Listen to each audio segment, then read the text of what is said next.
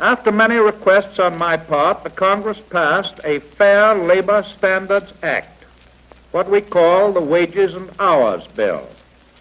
That act, applying to products in interstate commerce, ends child labor, sets a floor below wages, and a ceiling over the hours of labor. Except perhaps for the Social Security Act, it is the most far-reaching program, the most far-sighted program for the benefit of workers that has ever been adopted here or in any other country.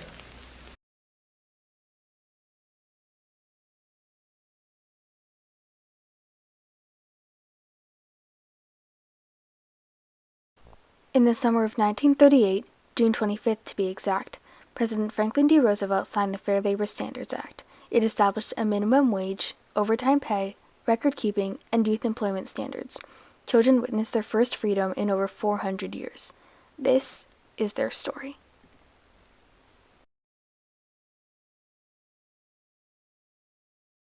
Starting in 1492, children were immersed in the apprenticeship system. This caused them to be shipped away from their families in their childhood years to work for a man or woman of their designated craft. They learned that craft working as a slave for the person and later going home to do it for the rest of their lives on their own. This system spiked in popularity from 1720 to 1820 during the Napoleonic era. Apprenticeship and child labor were seen as a way to discipline children. Not only that, but major political figures were starting to notice the labor of children as a smart economic decision. Americans believed in the Puritan ethic, the belief that idleness is a sin. Therefore, children as young as 4 worked in family fields, did household chores, and made goods to sell. Schooling was seen as a pastime that children shouldn't dwell in. Then came the rise of the Industrial Revolution. Americans were moving from farms to cities, and new inventions were found everywhere. It was 1793, and Samuel Slater, the father of the Industrial Revolution, started the first water-powered cotton mill. It was run by children. However, Slater did take care of the children better than the England mills did. He shortened working hours and limited the work week to 6 days. Slater also provided tenement housing and good meals. Tenements were shared apartments often occupied by the poor in city slums. Children who worked for Slater went home with a sustainable amount of money. During this time, children were seen as merely a smart economical choice, as they did the same work as adults but didn't demand the same amount of money. They couldn't strike or form unions on their own. Children as young as 5 were exploited and used in the workplace. They were forced to tolerate long work hours, little pay, and unsafe working environments with no time for them to live out their childhood or get an education. The young worked to get money to support their families, but didn't always do so willingly. They worked from sunrise to sunset or started at 3 a.m. and left at 7 to 9 p.m. 7 days a week with barely anything to eat.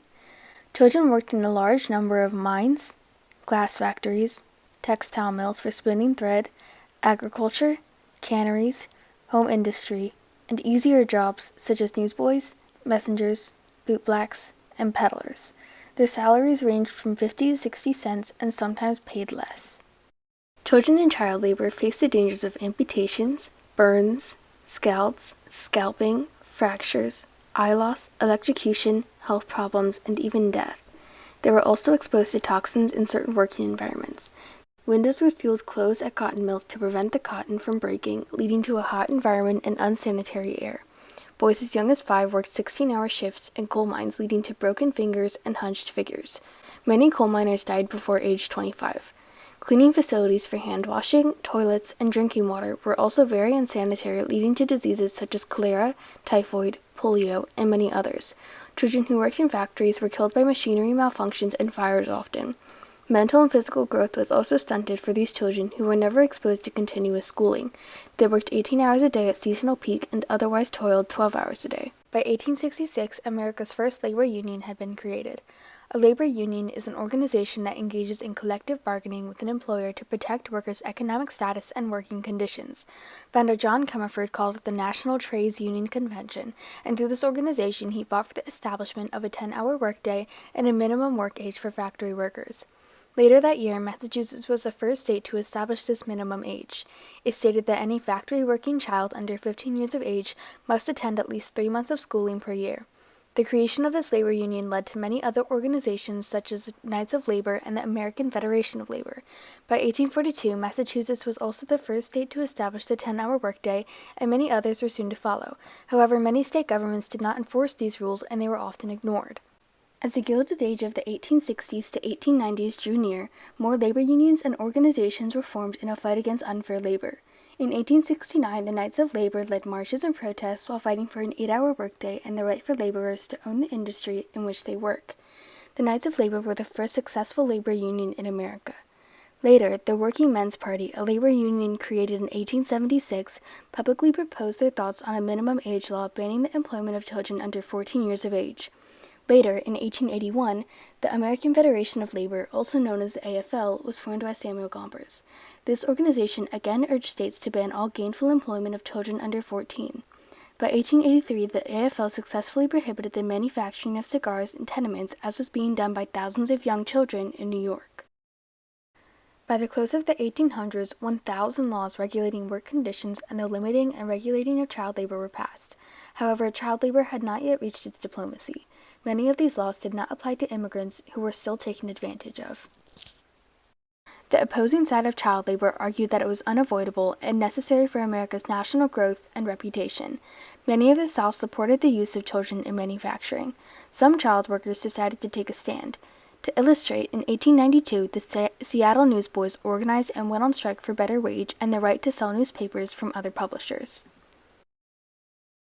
At the start of the 20th century, child labor numbers in the United States peaked. Agricultural work was especially common, with workers who slept in small sheds and rarely ate. Reformers tried for an amendment to the Constitution regarding child labor twice, but were rejected both times. A few states tried to pass laws regulating labor, but many factories simply ignored these attempts.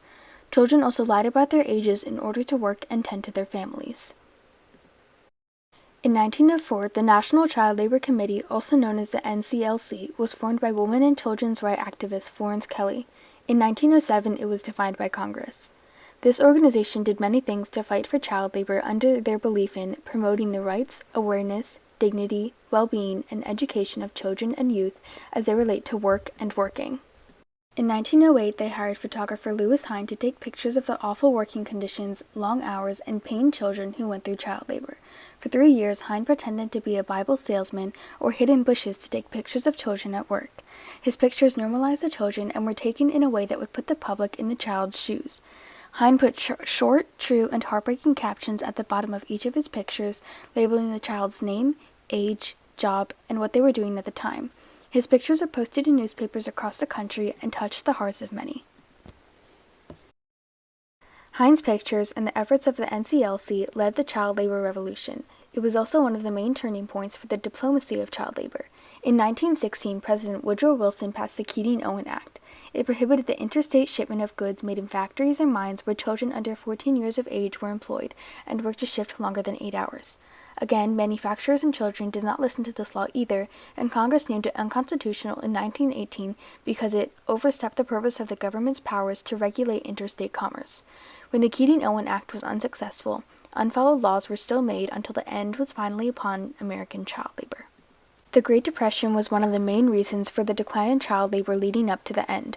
From 1929 to 1933, America faced the Depression with a huge loss of money, jobs, and workers. This high unemployment caused adults to slowly take the place of children in the workforce. This also led to the Factory Act of 1933, which was passed in the hopes of better working conditions for children. This act prohibited the labor of any child under 9 years of age. And finally, the Fair Labor Standards Act, 1938. Signed by Franklin D. Roosevelt, this act put a 14-year-old age limit on child labor and stated that any minor child worker under 16 years of age could only work 40 hours a week. The act also enforced a minimum wage of $7.25 per hour. Many were opposed to this, arguing that it would make the country go bankrupt or cause another depression, but Roosevelt argued that it was a reasonable price for the work that children did. The problem with child labor in America was that it was no longer just work, it was exploitation, and it was seen as normal. Child labor has been around for more than 400 years, and it had become a tradition. Luckily, our past is riddled with the gifts of people like Florence Kelley, Woodrow Wilson, and Theodore Roosevelt, as well as the multiple laws and acts passed to protect and debate for all children. They are our future, and they deserve to be in a classroom rather than a factory, and playing outside rather than digging in a coal mine. Around the world, child labor is still prominent, especially in places like Africa and Asia, but America has found its diplomacy and moved on. Today, there is still some agricultural labor in the U.S., but all labor done by children is being watched and recorded by the government, manufacturers, and labor overseers.